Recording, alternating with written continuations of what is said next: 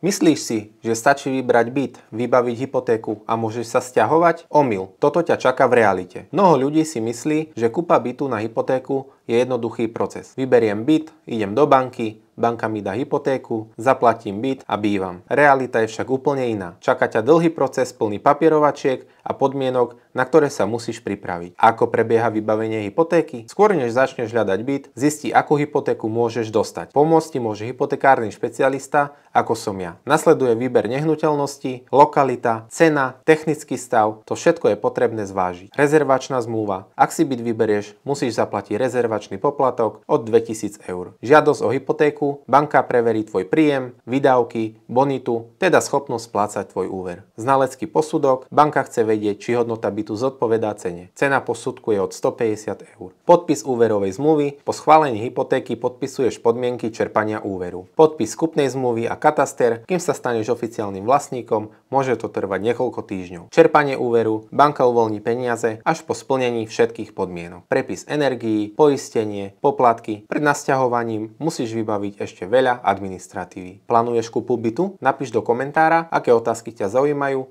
a rád ti na ne odpoviem.